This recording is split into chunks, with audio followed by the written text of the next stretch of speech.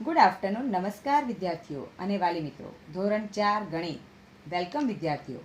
જુઓ વિદ્યાર્થી મિત્રો, આપણે તારીખ 17/10/20ના દિવસે મેં તમને પ્રકરણ 7 જગ અને મગ તેમાં પુનરાવર્તનના દાખલા ખાલી જગ્યા સમજાવ્યા હતા. ખાલી જગ્યા પણ મેં તમને દાખલા ગણીને સમજાવી હતી અને લેસનમાં પણ આપ્યું હતું દાખલા સરવાળાના, લીટર અને મિલીના, ગુંજાસના અને જોડકા પણ લખાવ્યા હતા. કેવી રીતે લખાય તે પણ સમજાવ્યું હતું. તો આજે હવે આપણે આગળ પુનરાવર્તનના દાખલા બીજા ગણવાના છે. તેમાં વ્યવહારિક દાખલા છે, અથવા વ્યવહારિક દાખલાની જગ્યાએ એવું પણ પૂછાય કે નીચેના પ્રશ્નોના જવાબ લખો. તો પણ દાખલો તમારે ગણીને બતાવવાનો. રકમ આપેલી હોય તો રકમનો દાખલો આખો ગણવાનો અને જુદો જવાબ લખવાનો. તો જ તમને માર્ક મળે. 2 માર્કમાં પૂછાય, 3 માર્કમાં પૂછાય. તો આજે આપણે હવે હું તમને નોટમાં દાખલાની રકમ અને દાખલો સમજાવું છું અને તેના ફોટા મોકલાવીશ. તે તમારે લખવાના અને જે લેસનમાં બાદબાકી આપી છે લીટર અને મિલીની જેમ સરવાળા કરાવ્યા હતા તે જ રીતે લીટર અને મિલીના લેસનમાં દાખલા આપીશ તે ગણવાના.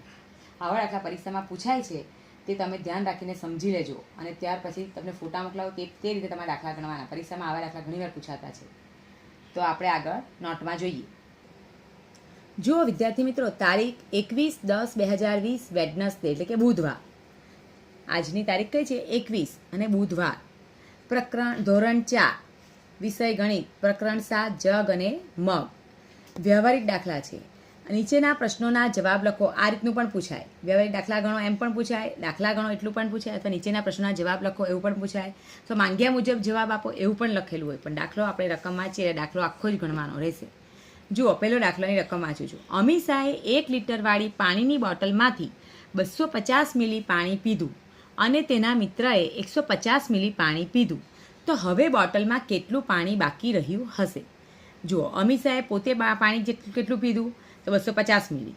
અને એના મિત્રએ કેટલું પીધું? તો 150 મિલી. તો પહેલાં બંને જેટલું પાણી પીધું તે બંનેનો સરવાળો કરવાનો. તો પહેલાં લખવાનું, પહેલાં 1 લીટરવાળી બોટલ છે એટલે 1 લીટરના પહેલાં મિલી બનાવવાના. તો 1 લીટર બરાબર કેટલા મિલી થાય? તો 1000. એ તો આપણને ખબર છે.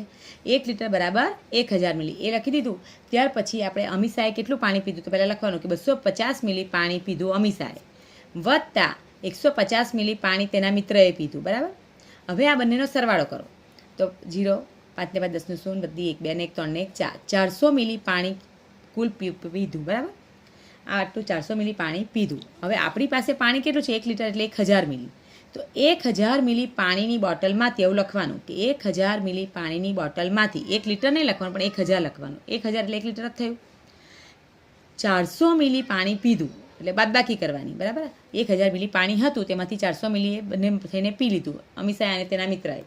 તો કેટલું થયું? 400 મિલી. તો 1000માંથી 400 બાદ કરીએ તો જુઓ 0 0, 10માંથી 4 ગયા તો 6. બરાબર. ઉપર 0. એટલે હવે તમારે આ રીતે દશક લઈને દાખલો ગણવાનો. એટલે એક સરવાળો થયો અને બાદબાકી થયો. એક જ દાખલાની અંદર 2 દાખલા ગણવાના આવે. સરવાળો કરવાનો અને પછી બાદબાકી કરવાની. પણ તમને સમજ પડવી જોઈએ કે આમાં શું કરવાનું છે તે. 1 લીટર એટલે 1000 મિલી કરીને તેમાંથી પછી બાદબાકી કરવાના. સમજ પડી? હવે આમાં ગુણાકાર ભાગાકાર નહીં કરતા, નહીં તો ખોટો પડશે. એટલે વિદ્યાર્થી મિત્રો, આવા દાખલાની રકમ બદલી કાઢે, આ મિલીની સંખ્યા બદલી કાઢે, પણ તમારે દાખલો આ રીતનો પૂછાતો છે એટલે તમારે પછી જુદો જવાબ પણ લખવાનો કે હવે બોટલમાં 600 મિલી પાણી બાકી રહ્યું હશે. જુઓ વિદ્યાર્થી મિત્રો, ફરીને કહું છું કે 250 મિલી અમીષાએ પીધેલું અને 150 મિલી તેના મિત્રએ પીધું. એ બંનેનો મિલીનો સરવાળો કરો અને બંને પાણી કેટલું પીધું તેનો કુલ ટોટલ કેટલું થયું? 400 મિલી. હવે આપણી પાસે બોટલમાં પાણી કેટલું હતું? 1 લીટર. 1 લીટર એટલે કેટલા થાય? 1000 મિલી. જ્યારે મિલી આવે ત્યારે 1 લીટરના 1000 બનાવી દેવાના, મિલી બનાવી દેવાના એટલે 1000 મિલી. હવે 1000 મિલીમાંથી બંને કુલ કેટલું પીધું તે બાદબાકી કરો. એટલે જેટલું બાકી રહ્યું તેટલું પાણી છે. તો 600 મિલી પાણી બાકી રહ્યું હશે બોટલમાં. ખ્યાલ આવ્યો? હવે દાખલો બીજો જુઓ. મોહન ચાની દુકાન ચલાવે છે.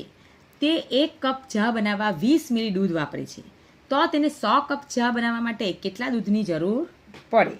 બરાબર. હવે એમાં શું આપેલું? આમાં પદ માંડવાનું કે 1 કપ ચા બનાવવા માટે તેને 20 મિલી દૂધની જરૂર પડે. તો આપણે 100 કપ ચા બનાવવા કેટલા દૂધની જરૂર પડે? તો અહીંયા પદ માંડેલું છે. જુઓ કે 1 કપ ચા બનાવવા માટે 20 મિલી દૂધની જરૂર પડે, માટે 100 કપ ચા બનાવવા માટે કેટલા મિલી દૂધની જરૂર પડે? તો 20 ગુણ્યા 100 કરો, છેદમાં 1. તો 20 ગુણ્યા 100 કરે એટલે કેટલા થયા? 2000 મિલી. 2000 મિલી એટલે કેટલું દૂધ થાય? 2 લીટર. બરાબર. 1000 મિલી એટલે 1 લીટર. તો 2000 મિલી બરાબર 2 લીટર દૂધની જરૂર પડે. આ રીતે અહીંયા દાખલો પૂરો થાય છે.